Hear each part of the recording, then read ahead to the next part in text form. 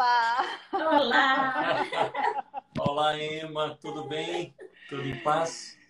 Estou muito feliz, só posso dizer, uma alegria muito grande poder conversar com vocês. Mais um casal abençoado, um casal que serve ao Senhor, tantos projetos diferentes, né? Tem como você aproximar um pouquinho mais o seu celular, ou Tem vocês sim. se aproximarem um pouquinho mais, Mais está um um pouquinho pouquinho pra longe. Isso. Só um minutinho. Tá bom assim?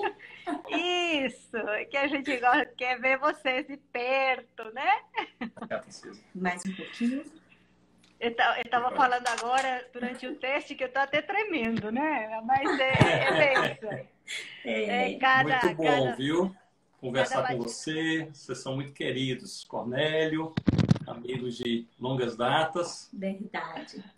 Uma alegria pra nós. longas datas como é que é? De festival de música, né, Ronaldo?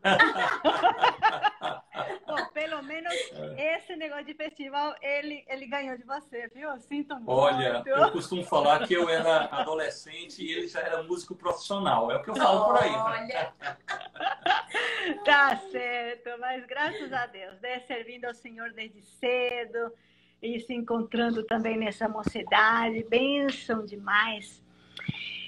Agradecemos muito também que vocês tenham aceitado o nosso convite, e tem muita gente aqui já, com certeza, todo mundo querendo conhecer um pouquinho mais do Ronaldo e da Rosana, essas pessoas, né, que Deus usa para abençoar tantas vidas, tanta gente, mas tem muita gente que não conhece a história de vocês, e esses bate-papos também têm sido muito bom, que a gente também está conhecendo nossos missionários, né? Então, eu gostaria de saber de vocês como é que foi, de onde vocês são, como foi, vêm de famílias já evangélicas, qual foi a experiência de conversão de vocês. Aí vocês, um fala primeiro, depois o outro, para que a gente possa conhecer um pouquinho essa origem de vocês. bom, eu nasci em Natal, no Rio Grande do Norte, mas fiquei só até 3 meses. Fui conhecer minha cidade mesmo quando eu estava grávida do segundo filho, do Ronaldo Júnior, que a gente chama de RJ. Sim. E aí eu só fui nascer lá, mas minha mãe paraibana, meu pai pernambucano, então eu fui criada mesmo em Recife e bons momentos no interior da Paraíba, chamado Cuité, onde moravam meus avós, que participaram muito da minha criação. Eu tinha uma ligação muito especial com a minha vovó Maria. E aí, assim, foi onde eu nasci, e nós éramos católicos, mas não éramos praticantes. Era aquela coisa só assim, mais de falar, né? Minha avó já era mais. E aí, com os anos, eu comecei a ler a Bíblia. Nós mudamos para Florianópolis, Santa Catarina. Painho teve, assim, um problema sério lá, perdeu o emprego e a gente ficou a parte financeira bem abalada e resolvemos mudar para o sul do país e começar escola de computação. Eu lembro, na época era aquela novidade. Era o boom. Era aqueles computadores enormes, né? E aí a gente ia lá, distribuía panfletos e ele estava em busca de um local para essa escola funcionar. E chegamos lá, o único local que realmente Deus abriu a porta já era propósito do Senhor. Foi numa igreja presbiteriana. Durante a semana, eles não usavam as dependências, então a gente fez uma amizade muito boa com o pastor Oswaldo Hack, nosso querido pastor, e ele começou então a frequentar a nossa casa. Fé, né? Meu pai, eu sempre falo, é meu pai na fé. Olha. E ele era muito querido, assim, muito cuidadoso. Ele começou a frequentar. Toda semana ele ia tirar dúvidas da palavra. E ele orava conosco. E a gente começou a frequentar a igreja como família. Eu, meu pai, minha mãe e minha irmãzinha, que na época era criança ainda. E assim o Senhor tocou meu coração um dia, uma tarde, no meu quarto, orando. Realmente eu recebi o Senhor Jesus. Eu senti aquela alegria indescritível, né? Que foi aquele momento mesmo que eu nunca esqueci. Assim, com a construção, né, desse meu pai na fé, que eu digo, o pastor Oswaldo Hack, foi uma bênção em nossas vidas, e ali lendo a Bíblia, e o Senhor realmente me trouxe, né, para pertinho dele. Aí, assim foi a minha conversão. Que linda história, Rosana, que a gente às vezes ouve muito o Ronaldo falar e aqui o pessoal já falou aqui, ó, que bom ouvir a Rosana. Então, você vai falar a muito bênção hoje. poder compartilhar. E é a melhor parte, a melhor parte. Esse marido é especial, muito carinhoso. Ei, que lindo, que lindo. Graças a Deus. Eu sempre fico admirado com o Senhor, né?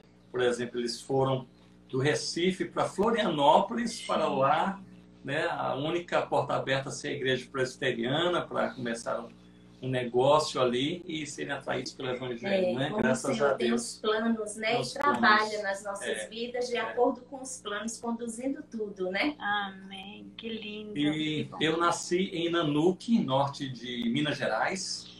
E minha família toda é mineira, da região de Porteirinha, Janaúba, mesma terra do pastor Jeremias Pereira, ali em Janaúba, não é? E até hoje meus parentes ali moram naquela região. E meus pais já eram plantadores de igrejas.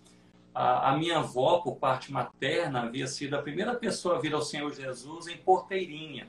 Quando os missionários americanos, presbiterianos, chegaram naquela cidade, né? Cidadezinha na época. Ela era professora primária, ensinou a palavra de Deus a muitas crianças, inclusive ao meu pai, que veio a se converter depois também. Mas ali, quando eu nasci em Nanuque, meu pai já era o pastor da igreja presbiteriana em Nanuque, e minha mãe era plantadora de igreja com ele. Eles tinham... meu pai é falecido há muitos anos, mas ele deixou uma agenda e eles plantaram e pastorearam, trabalharam com mais de 100 igrejas e congregações ao longo da vida. Só em Nanuque, a igreja na época tinha 10 congregações. Então era um trabalho missionário assim, bem pioneiro, né, naquela época. Eu nasci ali e a nossa vida foi uma vida assim, bem de peregrinação como plantador de igrejas. Passavam às vezes 6 meses, 1 ano, 2 anos em cada lugar, então sempre mudando. E graças a Deus, né, pais muito amorosos, né, irmãos muito dedicados e foi uma infância assim muito feliz. Eu tive alguns problemas de saúde na infância, febre reumática, então não podia sair para brincar de bola, né, com as crianças, garotos. Então eu vivia assim um pouco mais recluso. Tinha um sonho de aprender a ler. Logo aos 6 anos, meu sonho era aprender a ler, para ler os livros e tal. Meus pais me incentivaram. Meu pai tinha uma pequena biblioteca e até me lembro que o primeiro livro que eu comecei a ler mais completo assim, além da Bíblia, eram os deuses astronautas, né? Olha só!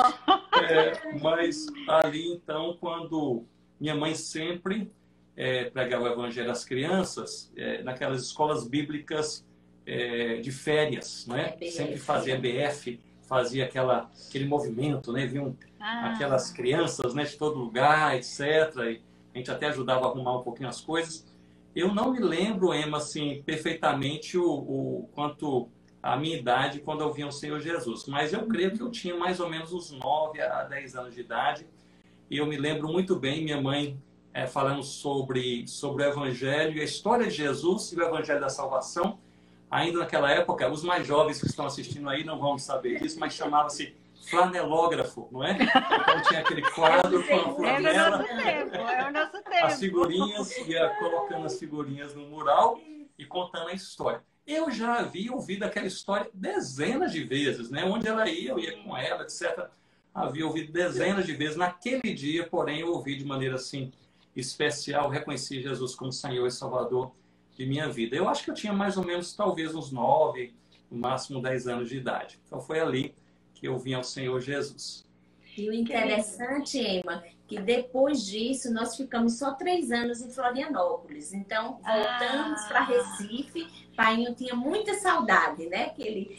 O clima, tudo, ele com saudade do Nordeste. E logo retornamos. E ele era presbítero já na época, muito envolvido. E o Senhor o chamou, ele já é mais velho, né? Mas ele foi fazer seminário. O mesmo seminário de Ronaldo. Ronaldo era seminarista, já estava terminando, né? Ele estava fazendo o curso lá também teológico. E logo após eles reconheceram realmente, eles viram em papai esse chamado e o ministério dele iniciou bem mais tarde, mas ele também pastor presbiteriano. Agora ele está jubilado, mas muito envolvido ainda, sempre evangelizando, sempre com o coração na obra. Minha sogra, mulher de Deus. Passaram, bons evangelistas. Graças a Deus, bons evangelistas.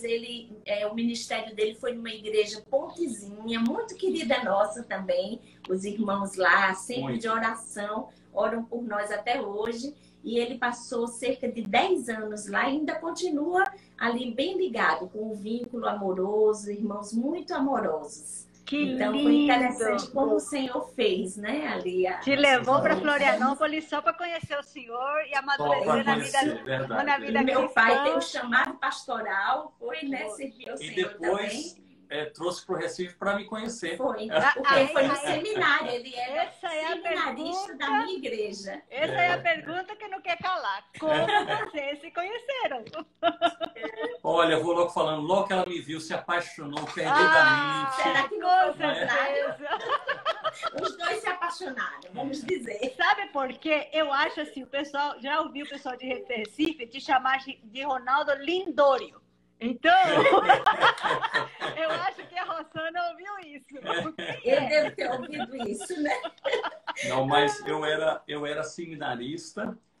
Todo seminarista trabalhava numa congregação ou igreja, né? Então, eu trabalhava numa congregação de uma igreja muito querida, que é um bairro que tinha o nome de Brasília Teimosa, que era um bairro muito próximo do bairro do Pina, onde Rosana morava. Que era a minha igreja, que é até hoje, né? A minha igreja mãe, que eu chamo. E aí eu conheci primeiro foi o meu sogro, o seu Dalberon. Era presbítero na época ainda. E ele, muito ativo, chegou na congregação e falou, olha, agora eu sou presbítero na igreja, estou à disposição, o que eu posso ajudar. Ele muito ativo, muito solícito, né? E aí ele saiu, etc. Alguém falou comigo, Ronaldo, ele tem uma filha que é linda. Eu falei, é linda. Acabaram de chegar no sul e tal, é linda. E assim, ela tem um chamado missionário. Eu falei, rapaz, essa é linda com chamado missionário. Umas 2 semanas depois, nós teríamos um aniversário da congregação, né? Algo parecido assim. E aí fizeram os convites e falaram, quem vai entregar para quem? Tinha lá, presbítero Adalberão. Eu falei, isso aí é meu. Eu que Ele que foi entregar. E interessante quando ele chegou, porque meus pais sempre recebiam muitos seminaristas no final de semana para almoçar, ficar lá, tomar banho para poder ir para a igreja, né? Sempre a gente tinha muita gente em casa, né? Mamãe e papai sempre muito hospitaleiros. Aí eu lembro que quando ele foi entregar esse convite, aí eu cheguei, peguei o convite, agradeci minha mãe, o conheceu e tal. Foi até uma surpresa, eu estava até toda à vontade, short, uma blusinha bem à vontade.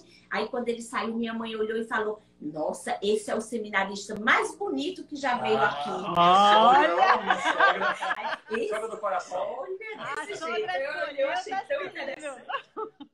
Logo me apaixonei, comecei a ficar muito assíduo, né, na igreja, frequentando ali também, ajudando. Mas depois Deus nos... Depois de uns meses, a gente orou, né, para ver a direção de Deus, conversamos. E lá em Garanhuns, no congresso que tinha lá, no acampamento, que era a época de Páscoa. É o interior de Pernambuco, até bem conhecido. Garanhuns tem um climazinho mais frio. E nós fomos, e aí lá ele me pediu em namoro. Eu lembro, a gente conversou e aí realmente o pregador, começou. Eu lembro até hoje, o pregador era o pastor, muito amigo nosso, Lutero Rocha. Ele estava pregando o nome de Deus, pregando a palavra.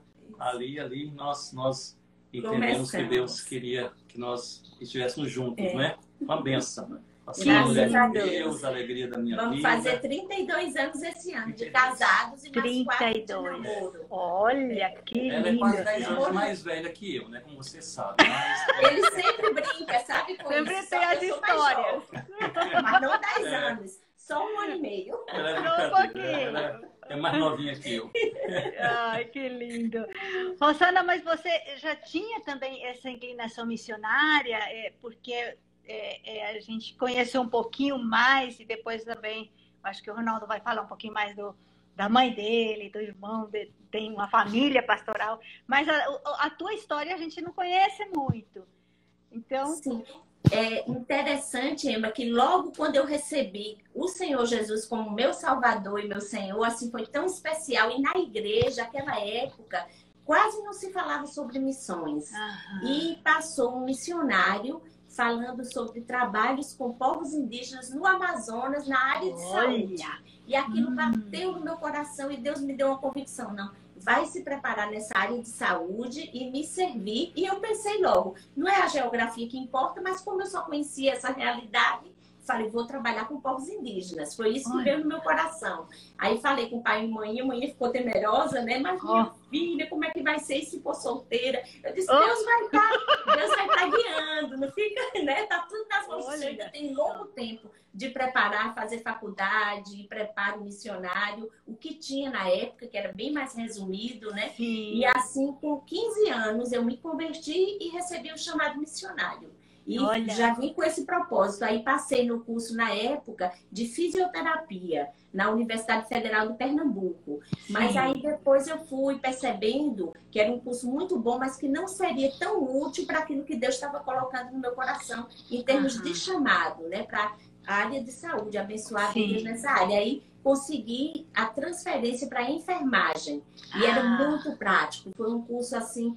Nossa, que me abençoou, e eu creio que abençoou a muitos, porque Deus abriu essa porta e aí eu concluí o curso, e foi na época que eu estava fazendo enfermagem que a gente se conheceu, né? Então, ele te contou essa história e você não teve mais dúvida, né, Ronaldo? Aí já sabia que ele também tinha o chamado missionário, aí acalmei o coração, né? E aí a gente foi orar e Deus foi conduzindo primeiro para tão longe, África. Depois ele nos trouxe justamente para o Amazonas, né? Que foi o meu aquele primeiro chamado que Deus usou como a parte de geografia, né? Que legal! Você já falou um pouquinho do seu preparo também. E, Ronaldo, como é que foi o seu preparo para se envolver especificamente nesses projetos transculturais, missionários transcultural? Pois é, graças a Deus, quando eu fui enviado, nós morávamos em Nova Venécia, no norte do Espírito Santo. Meu pai era pastor da igreja, ali da primeira igreja. E quando eu fui enviado para o seminário, eu tinha 18 anos, o presbitério, Vale de São Mateus, presbitério muito querido, ele já me enviou reconhecendo que eu tinha um chamado missionário. Então, sem expectativa que eu voltasse para pastorear alguma igreja. Até hoje permaneço como membro do mesmo presbitério, que é uma bênção em nossas vidas. E ali eu fui para o seminário nessa expectativa de fazer teologia e de depois complementar o preparo necessário. Inclusive fizemos juntos habilitação em missiologia, que é um curso novo, lá no Seminário Presbiteriano do Norte, né? O curso que havia na época, habilitação. Eu fiz um curso também de 1 ano de evangelismo de crianças na APEC. Na APEC, que legal! Nesse período da faculdade eu também fiz o curso, né, de missiologia Depois de fazer também enfermagem na Federal, você fez habilitação em saúde pública, que foi muito bom, muito especial. Exatamente. E depois eu fiz alguns outros cursos na área de antropologia e de teologia, um curso breve de linguística. E aí esse tripé que o missionário tem que ter no seu preparo, né? A teologia com a linguística e a antropologia. Mas fomos fazendo esses cursos. Só um pouquinho, Ronaldo.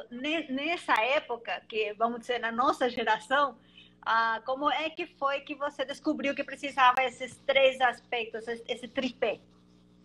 Pois é, na época mesmo do seminário, eu tranquei a matrícula, que eu estava no 3º ano, nós já estávamos namorando há algum tempo, e para passar um ano na África com um amigo, colega seminarista muito querido, Alfredo de Souza, que é pastor da primeira presbiteriana lá em Boa Vista, Roraima. Então nós fomos juntos, passamos, eu creio que uns 3 meses em Cabo Verde e uns 9 meses na Guiné-Bissau. Foi onde nós conhecemos a UEC, a missão UEC. E lá então nos aceitaram como voluntários e eu queria justamente assim saber o que é alcançar um povo não alcançado. O que é isso, né? Essa é a pergunta principal. E havia uma equipe da UEC na época que estava fazendo os primeiros contatos com a etnia Mandjaco, na Guiné-Bissau.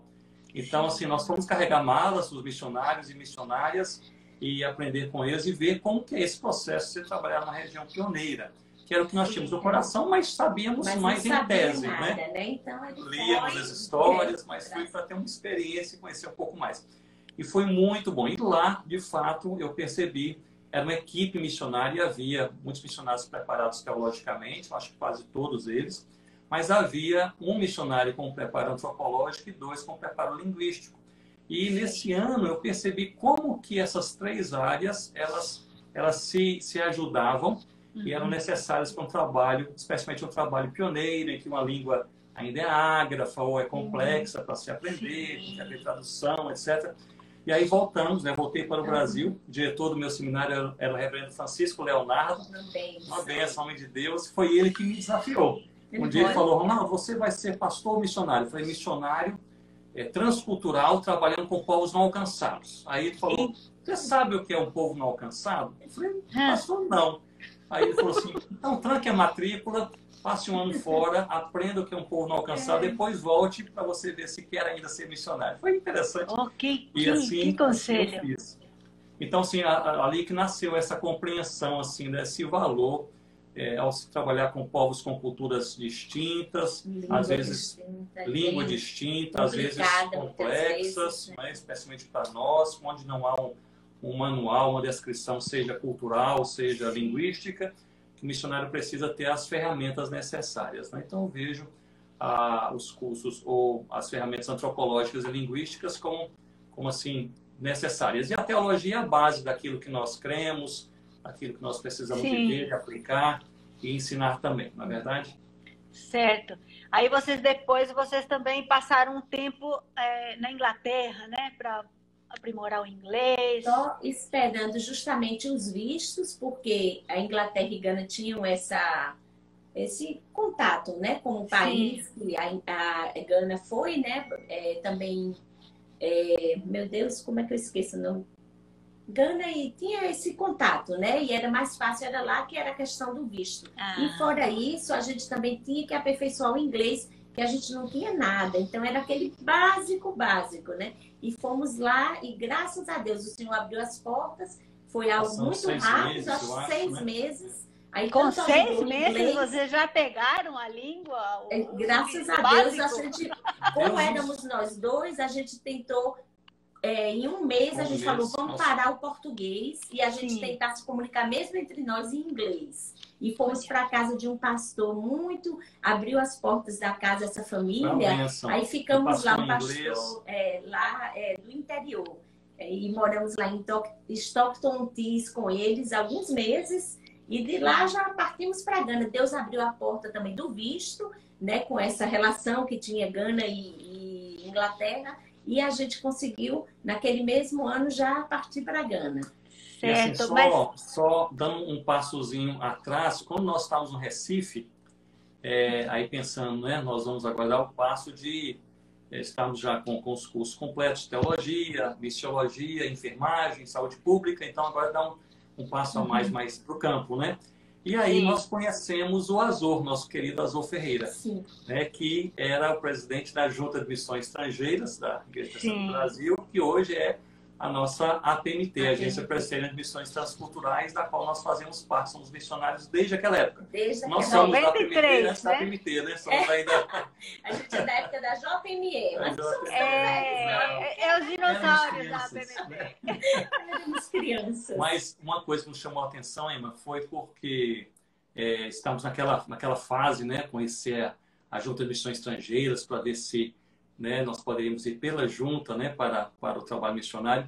E aí ouvimos falar que o presidente da junta está hospedado em um hotel ali no centro do Recife, né? Aí ligamos, marcamos o horário e aí assim o Azor Ferreira, tão conhecido, né, um homem de Deus, né, assim saudoso, deixou muitas saudades, amigo pessoal, demais. E ali o conhecemos naquele dia, mas assim ele nos cativou porque nós esperávamos alguém assim formal, com uma consulta assim meio distanciada, técnica, né? Vocês querem o quê? Vão fazer o quê? Etc, etc.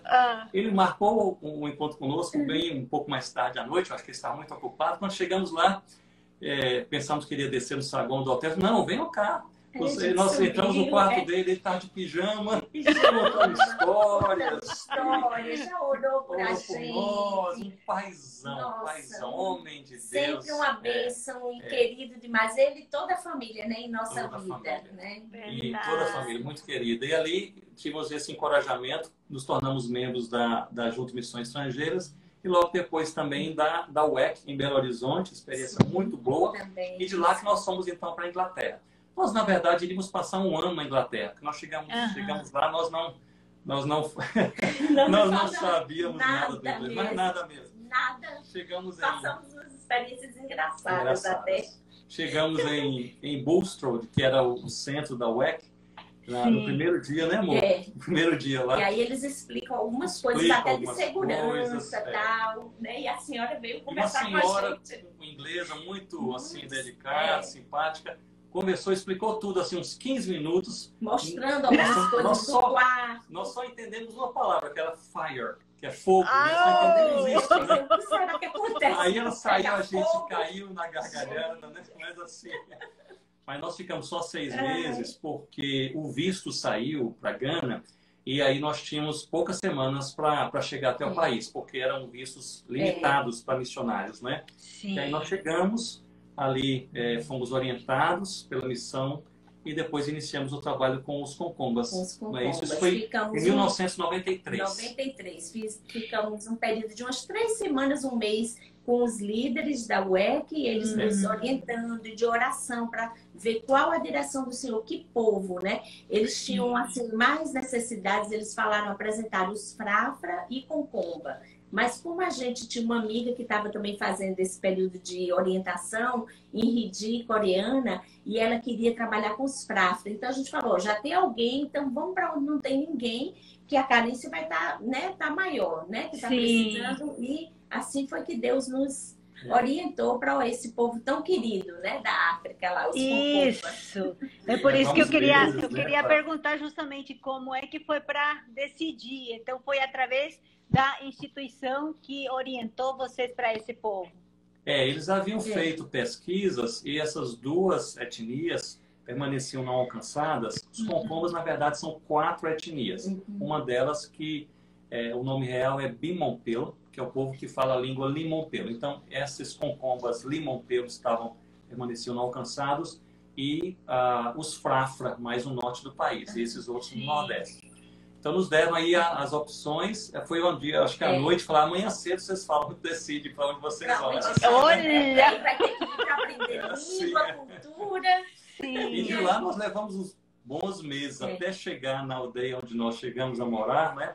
Porque primeiro a gente ficou um período numa aldeia que depois foi queimada, que teve todo aquele contexto de guerra tribal, né? Naquela época muito triste, da Gombas e Concombas. E aí quando o pai dele faleceu, que foi muito triste, mas conseguimos voltar para o Brasil durante 4 semanas, só para dar um apoio à dona Elza. 6 semanas. E aí, quando nós voltamos para lá, descobrimos que havia sido queimada, as nossas coisas não eram muitas, porque a gente estava só tentando para iniciar o trabalho de aprendizado de língua e cultura, né? E aí, mas a gente não podia mais voltar e ficamos um período à espera de acalmar para a gente ver o novo local, né? Que a gente iria para realmente morar, né? Um livramento foi um de livramento Deus, que Deus usou, Durante as 6 semanas passamos no Brasil, essa aldeia foi atacada, foi queimada toda. E várias pessoas morreram, né? Outras fugiram, né? Mudaram de lá. Outras morreram tentando fugir. Inclusive um casal, quando nós voltamos ainda, o Keke, né? E a Doris moraram conosco ainda um mês, até conseguir reconstruir a casa. Essa não é a região Concomba Limompelo, onde nós trabalhamos. Era uma outra tribo, que era chamada Lichabol, que nós fomos para... Que são Concombas também, mas de uma dessas outra etnia, que nós fomos para ter um primeiro contato antes de ir para a região, de fato, não alcançada. Mas é interessante que... Mas eu queria perguntar para a Rosana aí. Rosana, como é que você ir lá para um lugar, um povo não alcançado, com tudo muito diferente daquilo que você viveu. Como foi sua expectativa? Eu estava brincando, né? Vou falar com ela qual que é a expectativa e qual foi a realidade que ela encontrou. Eu tinha muita expectativa, claro, não conhecia nada, né? A gente sai do Brasil assim com uma visão, mas cheguei lá, interessante que não foi tão longe assim a expectativa, para ser sincera. Eu acho que Deus foi preparando meu coração, meu desejo, eu tinha muito desejo de trabalhar com eles. Então Deus trouxe muita alegria, né? Por eu ter chegado no alvo que Deus tinha me chamado, né? Então, acho que isso foi além claro, das dificuldades que normalmente você tem a saudade da família, você tem diferente, né, o contexto para você se adaptar, o aprendizado de língua que não é fácil.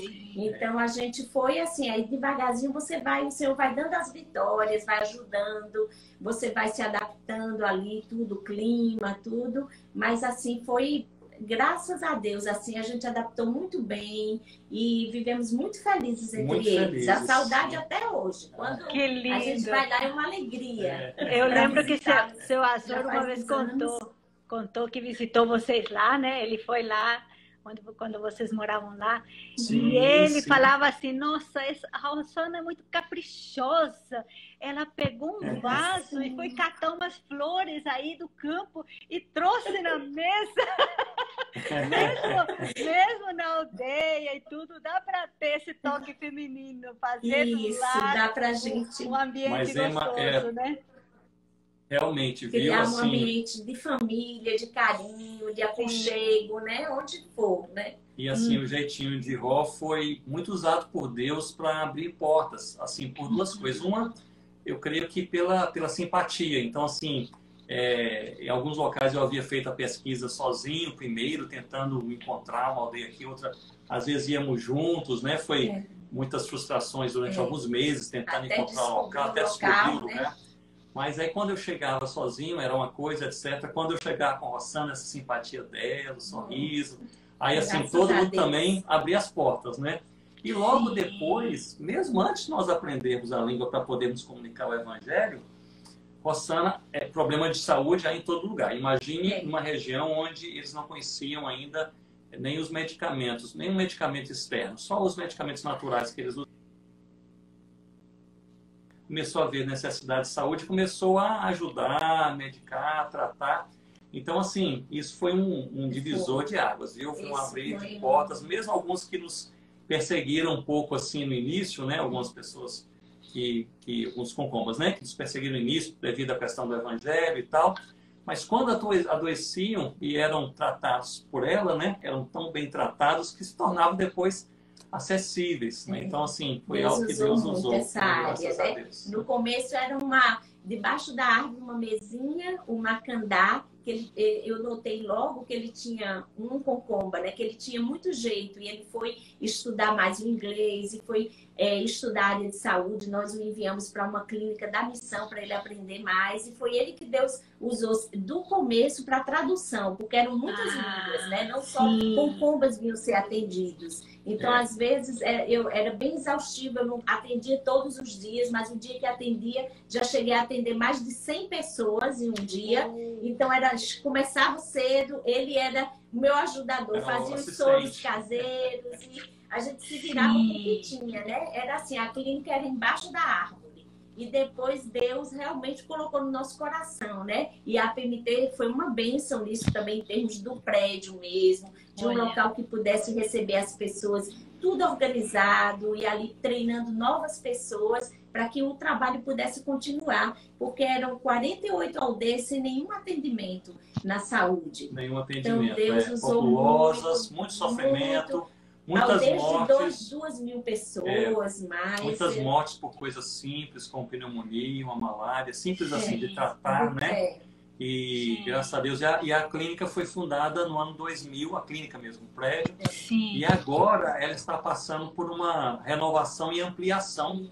Hoje são 4 enfermeiros, todos com combas, eles tratam cerca cerca de umas 5.000 pessoas por ano, de dezenas e dezenas de aldeias. Hoje, não somente Concombas, né? Vem pessoas de outras etnias e são uma bênção. Eu costumo falar que é a melhor clínica da região, mas é também a única clínica da região.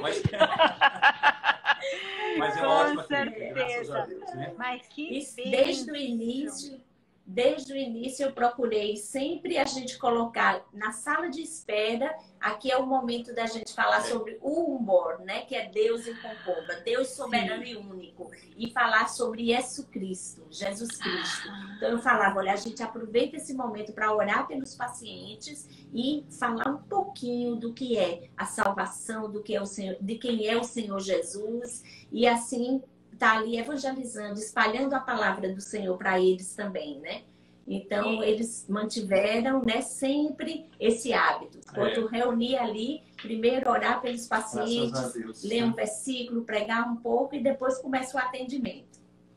Com certeza vocês têm muitas histórias, e já tem algumas histórias nos livros, e nós vamos esperar mais livros com mais histórias. O livro da Rosana estamos esperando. Olha aí, tá vendo? Olha!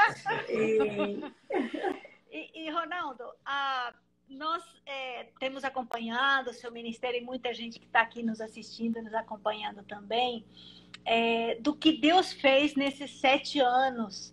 Porque, assim, é difícil a gente entender, né? Chegar numa aldeia, aprender a língua, grafar a língua, traduzir o Novo Testamento, e você, no meio disso também, doente, pegar algumas doenças. Como é que foi tudo isso, essa experiência? Eu sei que é difícil resumir, mas como é que... Não, mas é possível, sim. Graças a Deus. A tradução do Novo Testamento, né? Graças a Deus. Assim, nós estamos numa situação, Emma, muito encorajadora com respeito à tradução do Novo Testamento. Por quê?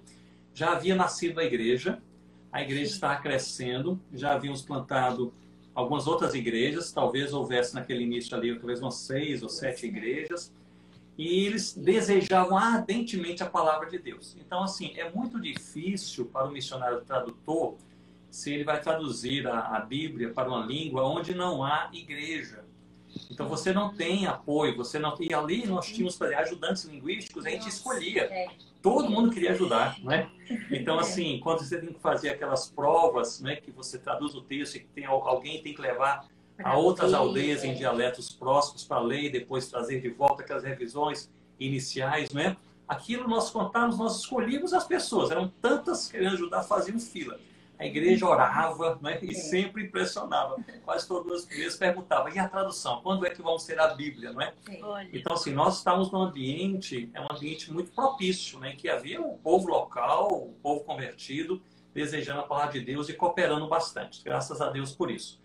O início foi difícil porque a língua, o limompelo, era uma língua ainda ágrafa, sem escrita, então essa parte linguística a parte fonética, fonológica, morfológica, né, de grafia, de formar um dicionário, né? Eu lembro que a primeira palavra que a gente entendeu, nós moramos com uma família durante 1 ano ali no início, né? Uma família Concomba que nos recebeu na aldeia de Coni, e ali nós entendemos, a primeira palavra que eu entendi foi a palavra ni, que significa água, né?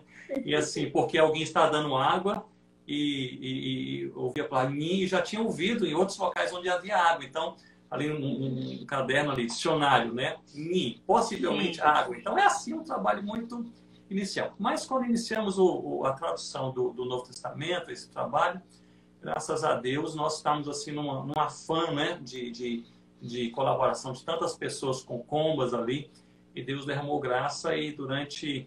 eu creio que foram 7 anos e meio a tradução. Depois disso, fizemos ainda algumas revisões, e a Casa Editora Presbiteriana publicou o Novo Testamento em 2004. Sim, 2004. Lá, né? E levamos lá, nós 2 fomos até Gana. Já estamos aqui na Amazônia. Muito lindo. Muito lindo. Nossa, ali talvez umas 1.000 pessoas embaixo das árvores, diversas igrejas. E nós levamos uns 300 Novos Testamentos, né? Ali, e eles louvando a Deus e receberam a palavra de Deus. E alguém disse, Deus nos ama porque Ele fala a nossa língua, segurar a Bíblia assim de maneira como quem segura uma barra de ouro, e assim, um tesouro, um negócio assim fantástico, né? Mas sobre essa questão da tradução do Novo Testamento, deixe-me falar algo que eu aprendi depois. Os planos de Deus são perfeitos, nós não conhecemos, não é, a mente do Senhor perfeitamente, mas Ele vai nos instruindo passo a passo. Quando foi em 2003, em que nós estávamos naquela questão, daqueles passos para publicar o Novo Testamento, então a Sociedade Bíblica pediu que nós fizéssemos um relatório sobre como o Novo Testamento foi traduzido, né? Passo a passo, os capítulos na época.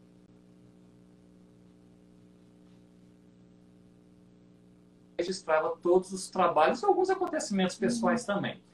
E aí eu peguei aqueles diários daqueles 7 anos e meio e comecei a fazer o relatório.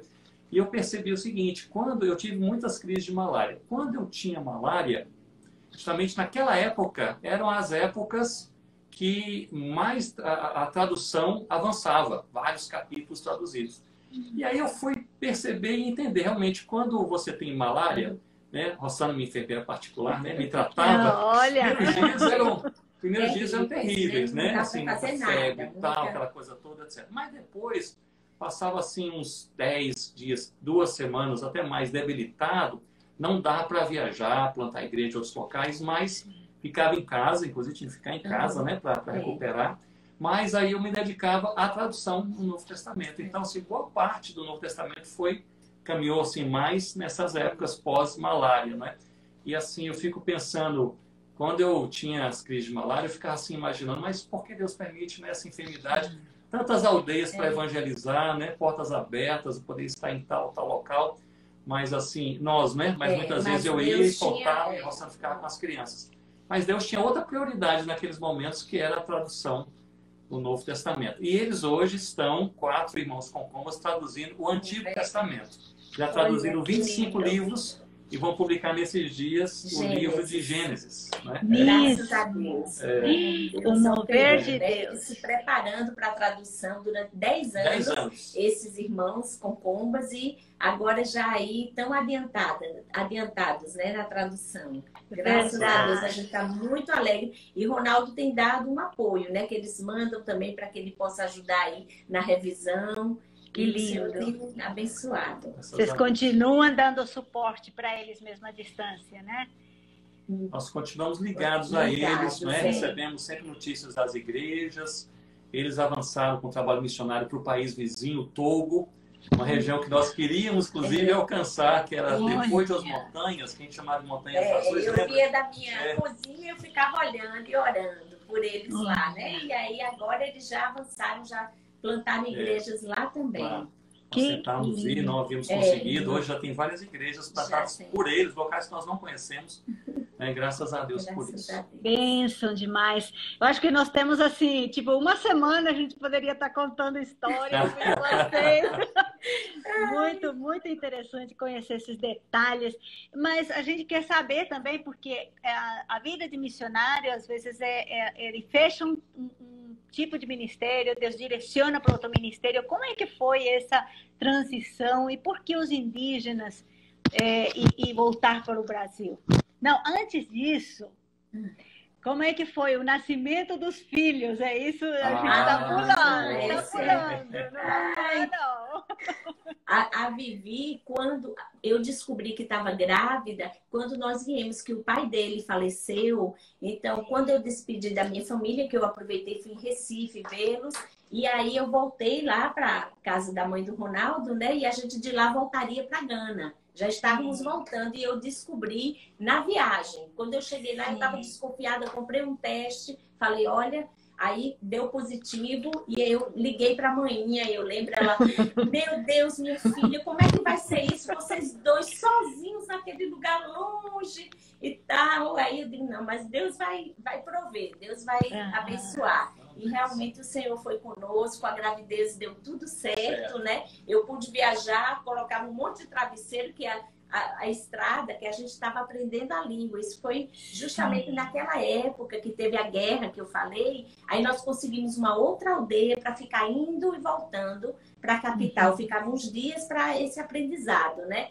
De língua e tudo. E aí até mais ou menos 8 para 9 meses eu estava indo. E aí era um monte de travesseiro, com uma barriga muito grande já, né? E o pessoal não dá mais, não vai mais. Mas Deus abençoou, não teve nenhum problema. E aí eu dei a luz a Vivi na capital, em Gana, mas na época não tinha, era uma clínica. Até há uns anos atrás, quando a gente a levou de volta para que ela visse os amigos com pombas, e fomos na clínica visitar, que agora está bem maior. Mas na época era pequenininha.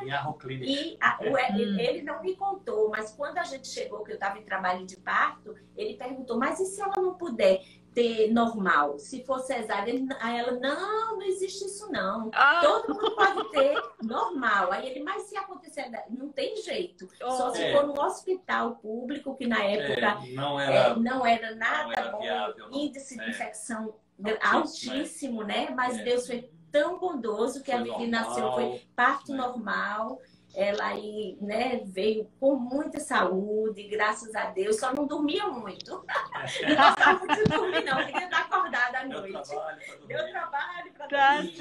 Mas linda, com saúde, muito alegre, ama o povo concomba também. E o Ronaldo Júnior, que nasceu em Recife, ele foi interessante, que ele que teve que ser cesárea. Eu nunca pensei como que Deus faz. Eu descobri que estava grávida, a gente estava voltando para a África. Aí os pastores queridos lá da nossa, né, os nossos mantenedores e amigos falaram, não vai agora. Tem esse menino, já está grávida. Tem aqui, o Ronaldo faz uma visita, volta e vocês vão juntos como família. E foi de Deus isso, porque ele estava enlaçado e eu fiquei esperando, né? Porque eu tive o primeiro normal, a Vivi, mas aí só podia ser cesárea. Passei 12 horas de trabalho de parto. Se eu soubesse, nem tinha esperado, né?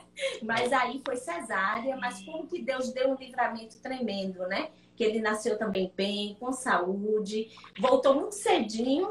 Eu aconselho esperar um pouquinho mais, uns 6 meses para ir para tão longe.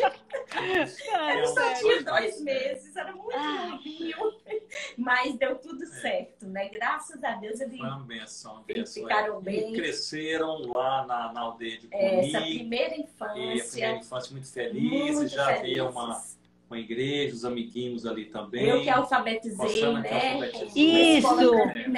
Em Recife, a CDB ajudou nessa parte, mandava material, eu fazia as provas, principalmente a Vivi era mais velha, né? E ele também. Comecei a alfabetização dele, a Vivi foi alfabetizada mesmo. E quando retornamos para cá, eles puderam continuar, graças a Deus. Quando viemos para a Amazônia, ainda continuou um reforço de o reforço, porque a gente estava em São Gabriel da Cachoeira e eles foram estudar, eu dava um reforço, né? Para ajudar nessa parte. Graças a Deus. E graças a Deus estão aí, né? RJ se forma amanhã em medicina e a namorada, a gente está muito feliz. A Maria Giovana, a namorada, eles vão se formar amanhã à tarde. Que lindo! Hoje é tudo assim, online, né? Pelo o site da UFAM, né? Então, mas a gente está muito... A Vivi se formou em Direito, está fazendo mestrado agora lá na UFAM, mestrado na área do Direito, né? Casada com o André, casou no final do ano passado. Um menino maravilhoso, crente, lá de Brasília, mas mora aqui, pertinho de nós. Muito gostoso. E André, né, novo casalzinho, e o RJ e a Maria, né? E nós temos muita alegria com eles, né? Alegria. Assim, vemos a mão de Deus em suas vidas. E o que os pais querem é isso, né? Que os filhos cresçam aos pés do Senhor Jesus, não é? E Deus cuida, uma coisa que a gente aprendeu, né? E tem aprendido ainda, mas essa caminhada é isso, Emma, que Deus cuida dos nossos. Muitas vezes nós temos esse receio, né? Deus pode enviar para um local, seja uma cidade, seja uma região próxima ou distante, ou uma situação complexa, não é? E ficamos com aqueles receios, se alguma coisa acontecer. Mas se Deus falou, nós devemos e podemos seguir em paz, né? Deus cuida dos nossos, derrama da sua graça sobre as nossas vidas, né? Os meninos estão aí, todos Ele abre né? as oportunidades certas em tudo, né? O cuidado, acima de tudo, espiritual, mas também em todas as áreas, inclusive a educação, né? Que às vezes a gente preocupa tanto e o Senhor vai... Em cada fase, o Senhor vai ajudando, vendo ali a escola melhor, o jeito que dá para fazer uma educação em casa. E assim o Senhor tem abençoado. E como é que é o Ronaldo pai? Ai, o Ronaldo pai é muito participante, amigo, muito amigo, conselheiro. A Vivi que o chama o oráculo.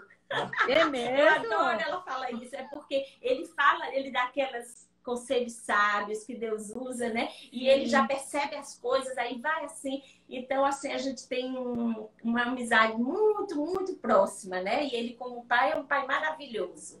Ele e os meninos são filhos maravilhosos. E o André é um genro maravilhoso. E a Maria Giovana, uma nora maravilhosa. Então, a gente tem louvado a Deus por essa família, né? Que o Senhor nos tem dado. E a Rosana é a inspiração pra gente, viu? De alegria, de brandura, graças né? a Deus, né? E de perseverança também. Fico pensando que nessa caminhada missionária, como casal, assim, duas coisas são muito importantes, não é, Emma? E você e Cornélio sabem disso também, que uma é o discernimento, é sabermos o que fazer, como, onde estar, né? Qual é a prioridade do momento, quando fechar aqui, começar ali, né? Esse discernimento é muito importante, né? Até mesmo onde ter os filhos, o que fazer na situação que não tem escola, né? Então, cada um vai ter discernimento passo, de Deus, né? O próximo passo. Deus vai orientando. E a outra coisa é perseverança, é nós não pararmos ao longo do caminho, não é? Então, essa cumplicidade do casal, como chamado por Deus, e aí com todos os irmãos e as igrejas e as agências, né? Que caminhamos como uma família em Cristo Jesus, essa perseverança, ela é importante, especialmente pensar em missões, porque quase nada em missões acontece assim da noite para o dia, né? Verdade. Geralmente leva um bom tempo. Tem os tempos, as decisões cruciais também, como, por exemplo, essa mudança de campo de vocês. Agora, então, a gente entra. Como é que foi essa mudança para vocês? Pois bem, foi difícil sair de Gana porque, primeiro, nós temos, né, até hoje, ótimos amigos com pombas, né? Vivíamos muito felizes lá na aldeia de Coni. E estávamos num momento muito bom em que agora já havia enfermeiros com pombas, então a clínica estava funcionando bem. Nós a igreja tinha os líderes, né? Havia os líderes, estavam se multiplicando, várias igrejas estavam se multiplicando, né? Mas sim. Não, eu estava lembrando do trabalho infantil também. Eu já treinei para que pudessem continuar, porque as crianças são o futuro, né? De liderança, e hoje são os líderes das igrejas. São os líderes, né? A gente fica incrível. Meu Deus, aquele menininho que dirigiu o louvor, aquele menininho que veio, agora rapaz, já ali como líderes, né? Na igreja. Então... Inclusive, um dos meninos que a Osana ensinou na escola dominical, um Teia, que é o filho do chairman, que nos recebeu lá, um menininho assim, hoje ele está em Acre, na capital, fazendo curso de teologia. Então, assim, ele deve vir a ser o primeiro pastor com pomba daquela região com curso teológico, assim, formal, de um seminário mesmo, né? Então, assim... São as alegrias, né? Graças a Deus, era seu aluno na escola dominical. Era pequenininho aluno. Que lindo! Mas nós chegamos no momento em que percebemos, até mesmo um amigo inglês que nos visitou, ele nos chamou a atenção para isso, ele é da UEC também, que os líderes se reuniam a cada 2 meses ou 3 meses, nós reuníamos na nossa aldeia ali os líderes das igrejas. Naquela época havia, acho que mais de 20 igrejas, e eles vinham, uma grande quantidade, assim, talvez umas 80 ou 90, 70, 80 pessoas, líderes, né, de cada igreja, e passamos ali alguns dias estudando a palavra de Deus, né? E normalmente quase todos tinham alguma pergunta e nós respondíamos as perguntas, né? Mas naquela vez, naquele momento, então, quando eles começaram naqueles dias fazendo as perguntas, sempre eles perguntavam e eles respondiam, né? Citando a Bíblia, eles, ótimos de memória, já tínhamos uma parte das escrituras traduzidas, nem memorizavam os versículos, etc. E ao final daquele momento, esse nosso amigo inglês, ele disse, foi muito bom participar com vocês, etc. Mas vocês já notaram que vocês não são mais necessários aqui? E aquilo que começou a cair a ficha, assim, né? De fato, né? De fato, eu acho que... E aí nós viemos ao Brasil, a APMT estava iniciando como APMT, né? Assim, tinha a Junta de Missões Estrangeiras, e estava abarcando também o trabalho indígena. Então, a UEC também tinha um desejo de voltar a trabalhar com os indígenas, porque na década de 50, creio que na década de 50, a UEC enviou para a Amazônia 3 missionários, os 3 tinham o mesmo nome, chamavam-se Frederick. Então, tem até um livro chamado The Three Freds, os 3 Freds, né? E eles acabaram morrendo aqui no início do trabalho, e o trabalho, as viúvas voltaram para os seus países, né? Na Inglaterra, etc., e ali o trabalho não continuou. Então, a UEC tinha esse desejo de retomar esse trabalho depois de décadas, e a APMT começando a abarcar o trabalho indígena. E aí nós nos propusemos a fazer uma pesquisa, não é? De um ano primeiro, aqui na Amazônia, né? Para a gente identificar regiões... Isso, primeiro, a partir de São Gabriel, a primeira viagem ali no Rio Negro. Foi um tempo longo, né? Foram 17 dias na canoa. 17 dias de canoa, eu e a Sana. Direto. Aí parava só à noite para dormir e continuava, né? Então foi o primeiro mapeamento. Paulo César está conosco, amigo também, da Missão Além. Da Missão Além. E aí nós fizemos essa viagem, compreender ali a região, né? E fazer a pesquisa. E aí Deus nos desafiou, né? E eu relembrei, mas justamente aquele chamado, a parte de geografia, que Deus tinha falado, você vai trabalhar justamente com povos indígenas. Então, depois de tanto tempo, Ele nos trouxe aqui de volta, né? Com esse desafio novo, né? E aí nós acabamos ficando e iniciamos aí com amigos queridos o projeto Amanagé, né? E ficamos aí com...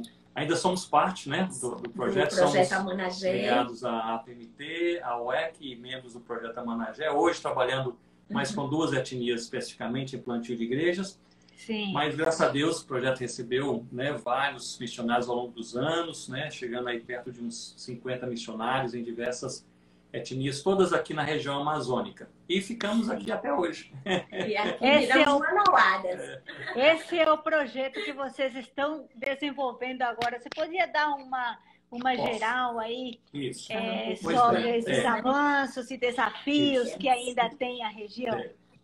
Nós estamos aqui na região amazônica há uns 20 anos, não é? Uns 20 anos, trabalhando com povos indígenas, especialmente plantio de igrejas. Nos últimos 5 anos, mais especificamente plantando igrejas, colaborando com o plantio de igrejas, com vários irmãos queridos, inclusive o Alcedir e a Marli, né, que são aí companheiros de ministério, amigos queridos.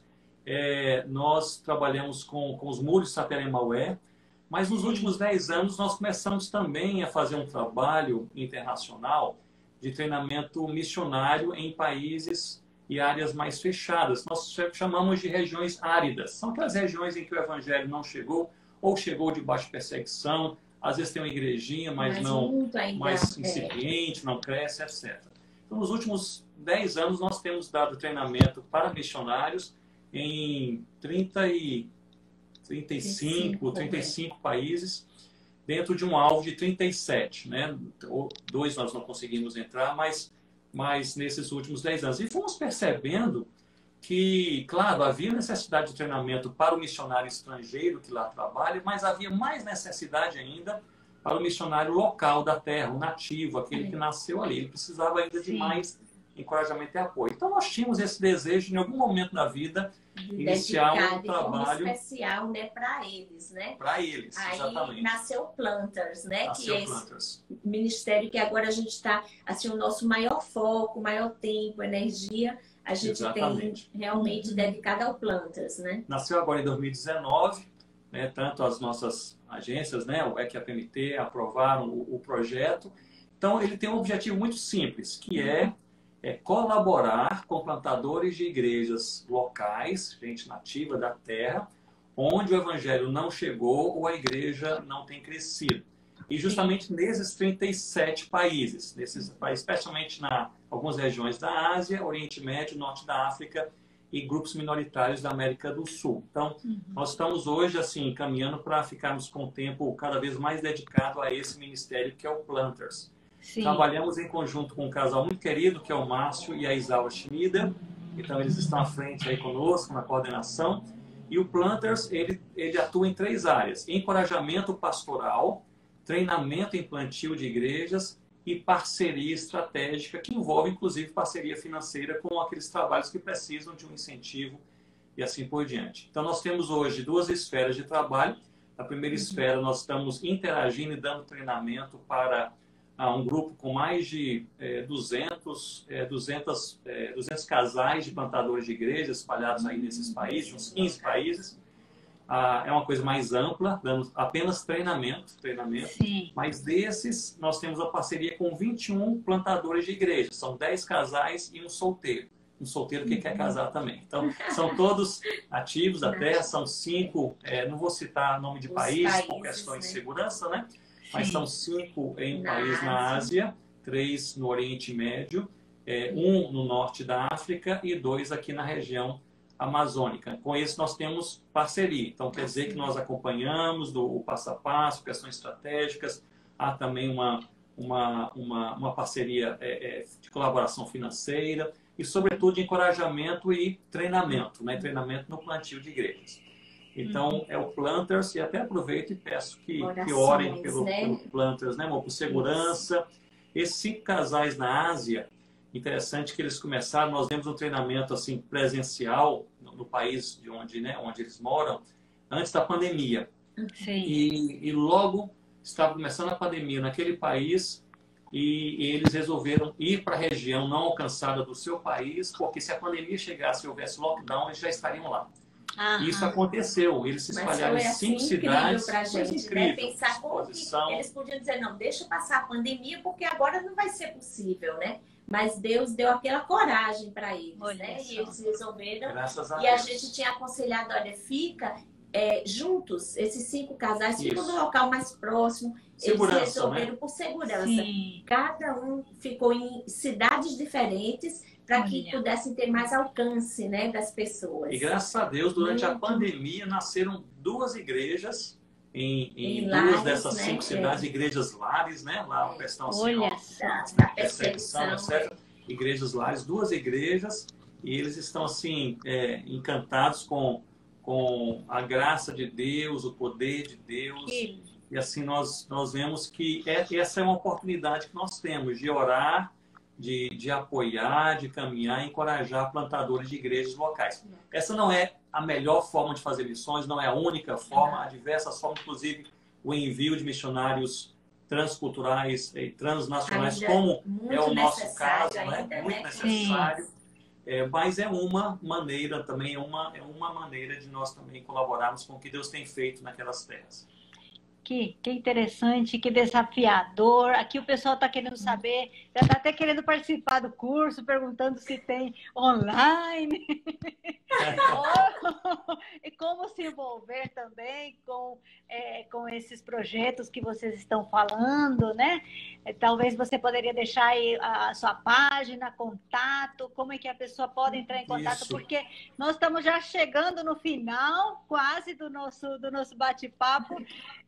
Programamos mais coisas, mas foram outras coisas conversadas aqui, Lima, que foi boa demais. Ótimo, viu? Mas tem muita história, tem muitas experiências, né, que vocês passaram nesses lugares e que ainda continuam passando, né? Nós tínhamos exército de pessoas orando pela tua saúde, né, Ronaldo? Depois você conta um pouquinho também como você está na saúde. A Rossana também, que teve um problema de saúde. Covid, foi um dos primeiros missionários a ter Covid. Mas aí, depois você fala um pouquinho disso. Mas como que as pessoas que têm interesse de conhecer mais o projeto, se envolver, qual é o contato? Tanto aqueles que ainda usam e-mail, né? São mais da minha geração. Mas ronaldo@lidorio.com.br, meu e-mail pessoal, nós podemos enviar para vocês conhecerem, especialmente o Planters, nesses próximos passos, motivos de oração. E também pelo Instagram, é fácil também, né? Ronaldo Lidório, e lá vocês podem também ali fazer contato, né? Por o direct, né? Ali. E eu e Rossana, nós vamos interagindo e respondendo, né? É bom que no Instagram também tem vários pedidos de oração e coisas justamente sobre o plantas também, né? Tem várias coisas, mas tem a página também do Facebook, né? Facebook, exatamente, né? Temos um site também, que é o nosso nome também. Então é fácil. O site da APMT, pode procurar o site da APMT. Exatamente, Procura Ronaldo lá que vai achar. E nesse e-mail recebemos os dois, respondemos e sim, é um prazer, né? Mas nós contamos com as orações, especialmente pensando, se me permite, Emma, pensando nas igrejas indígenas no Amazonas. Sim. Precisamos orar para que Deus possa fortalecê-las no Senhor Jesus e na palavra. As igrejas, muitas, estão florescendo, se multiplicando. Claro que o trabalho nunca é fácil, especialmente na primeira geração, na segunda geração também. Pedimos oração pelos Concombas, pela tradução do Antigo Testamento, né? Para que vá bem. Pedimos oração também pelo Planters, né? Por segurança. E também por boa direção do Senhor para os próximos passos, né? Isso. Em tudo, o Senhor nos dê sabedoria e direcione cada passo. Joia! Uma palavra que vocês possam deixar para os pastores, líderes de igreja. Nós estamos hoje fechando o agosto missionário, né? A igreja está toda mobilizada, muitas programações missionárias foram realizadas neste mês. E gostaria que vocês deixassem uma palavra também para eles. E depois vocês falem também uma palavra de encorajamento para aquele que está com desejo de se envolver na obra missionária, um vocacionado. Uma palavra assim, que me é muito, muito especial ali em Hebreus capítulo 12, e principalmente quando fala ali para a gente olhar as testemunhas, olhar ao redor e ver quão grande nuvem de testemunhas, né? E eu pensava sempre, cadê as testemunhas? É justamente se a gente vai no capítulo anterior, são aqueles homens e mulheres de Deus que estão ali na palavra, né? Toda a palavra nos dando testemunho de uma vida bem próxima do Senhor, de uma dependência de Jesus.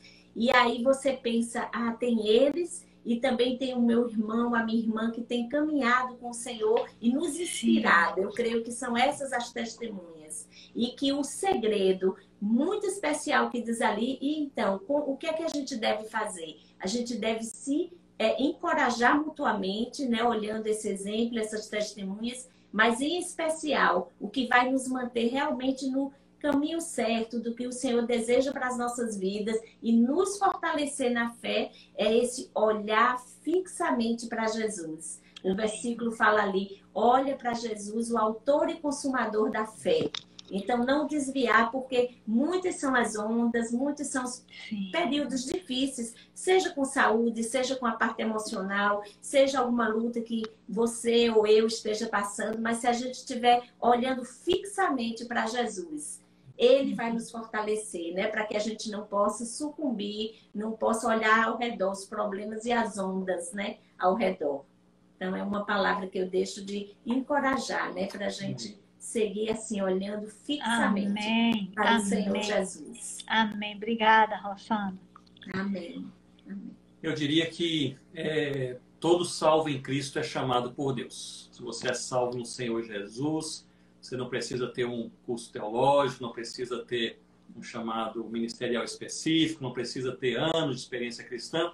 Se você é salvo no Senhor Jesus, você é chamado por Deus, como vemos nas cartas paulinas, pelo menos para 7 práticas cristãs: a palavra, que é a leitura e meditação na palavra de Deus, a adoração, a comunhão, a oração, a santidade, as boas obras e a evangelização. Todo salvo em Cristo é chamado por Deus para ser sal que salga e luz que brilha, para se envolver com a missão. Então, essa é uma palavra de encorajamento para você que é salvo no Senhor Jesus. Não é? Deus o chamou e Deus o enviou. Né? Ele chama e envia ao mesmo tempo. Chama para a salvação e envia para a missão. E no meio de todos, Deus também chama alguns, como lemos em Efésios 4:11, para ministérios específicos. Como nós lemos que o texto nos diz que ele mesmo chamou alguns para serem pastores, aliás, para serem apóstolos, profetas, evangelistas e pastores mestres. Então, Deus, ele chama alguns, e naquele contexto de Efésios, para que 2 coisas aconteçam: para que a igreja seja edificada e para que o evangelho se espalhe por toda a terra. Então, Todos os salvos são chamados, e no meio de todos também alguns são chamados com ministérios específicos. Então, se Deus o chamou com um ministério específico, busque no Senhor duas coisas que você precisa guardar no seu coração. Primeiro é discernimento, para você saber qual é o próximo passo. Você não precisa saber todos os passos, e eu creio que Deus também nem vai mostrar todos os passos. Sim. Nós sabemos... Evita a ansiedade. Evita a ansiedade. Verdade. O próximo para nos mantermos na dependência do Senhor. Mais discernimento para saber qual é o próximo passo e perseverança para você não parar ao longo do caminho. Se me permite uma rápida palavra às igrejas locais. Igrejas locais são a forma de Deus ali chamar e enviar para a obra missionária, como vemos em Atos capítulo 13, na igreja de Antioquia, onde o Espírito Santo falou com a igreja ouviu a voz de Deus, e o Espírito Santo separou Paulo e Barnabé para a obra entre os gentios, e a igreja impôs as mãos e os despediu. Me chama a atenção naquele texto que nós não sabemos como a igreja ouviu a voz do Espírito, mas sabemos como a igreja estava. Diz que a igreja estava jejuando e orando. A igreja precisa buscar a Deus, santidade de vida, oração, jejum, fidelidade na palavra, para entender na palavra do Senhor qual é aquela missão, aquela parte da missão que Deus está confiando naquela igreja local. E aqueles que são chamados precisam se submeter a Deus e à igreja do Senhor Jesus, que em algum momento impõem as mãos e os despedem, não é? A palavra grega ali para despedir, em Atos 13, no versículo 3, é muito bonita, que é a mesma palavra usada para soltar a amarra de um navio, onde o vento está soprando, você solta a amarra e o navio vai impulsionado pelo vento, não é? Então é isso que a igreja faz, a igreja solta as amarras. Então o missionário que é chamado por Deus não deve ir, deve ser enviado, é diferente. Não deve ir como independente, autônomo, eu sou sozinho, me basto, não. Deve ser enviado. E a igreja que está aos pés do Senhor Jesus, ela envia, porque ela quer ver o evangelho espalhado por toda a terra. Então, assim, eu diria às igrejas, aos pastores também, preguem sobre a obra missionária. Preguem sobre a obra missionária. Muitas vezes, missionários são convidados para falar sobre missões, o que é uma bênção, na verdade, é muito bom. Todos nós gostamos tanto, né, de falar sobre missões, mas é algo muito especial quando o pastor da igreja local fala, expõe a palavra sobre esse assunto, não é? Eu creio que se torna mais parte da vida diária da igreja. Que nós continuemos sendo uma igreja missionária brasileira, também pensando na igreja presbiteriana do Brasil, não somente no mês de agosto, não é? Mês das missões, Isso. igreja presbiteriana, mas todos os dias, orando, enviando, indo, partilhando o evangelho do outro lado da rua e do outro lado do mundo também, não é? E nós louvamos muito a Deus por todos aqueles que têm segurado as cordas, não é? Caminhado conosco em encorajamento. Em oração, em encorajamento, em suporte, em carinho, em tudo, né? Nós louvamos a Deus por suas vidas. Graças a Deus. E me lembrando aqui, quando falei do Azul, eu lembrei aqui que desde nossa ida lá para a África, né? Recebíamos cartinhas da Nice, né? Olha, não pode esquecer Nice, com aquelas palavras de encorajamento. Você não tem ideia, você está numa aldeia, numa região isolada, e receber ali, né? Quer dizer, nós tínhamos que ir até a capital, trazíamos tudo para ler na aldeia, né? Calma. E ali abrimos ali aquelas cartinhas dizendo que temos orado, né? Que continuem firmes, o Senhor Jesus está com vocês. Às vezes, as atitudes de maior apoio ao missionário, se você faz parte de uma igreja que apoia o missionário, por exemplo, meus irmãos e irmãs que nos assistem agora, às vezes o maior apoio são as coisas mais simples, né? É um abraço na hora certa, uma ligação, né? Uma palavra carinhosa. Que missões ninguém faz sozinho, né, Ronaldo? Nós fazemos em equipe, fazemos com parcerias, e tão importante esse trabalho que os nossos parceiros têm feito, né, na retaguarda. Bênção demais. Graças a Deus por isso, não é? Bênção Deus demais. faça da igreja brasileira uma igreja cada vez mais missionária, um celeiro missionário verdadeiro para o mundo, né? Mostrando este evangelho que é o poder de Deus. Muito bom. Somos muito gratos a Deus por ter podido a internet nos ajudou, né? Isso, bênção. Segurou aqui. Não caiu nenhuma vez. Conhecemos um pouquinho mais a Rosana, um pouquinho mais o lado do Ronaldo, mais como pessoa, né? Às vezes a gente ouve muito nas palestras, tem edificado muitas vidas ao redor do mundo, nos congressos, nas lives, nas pregações, né?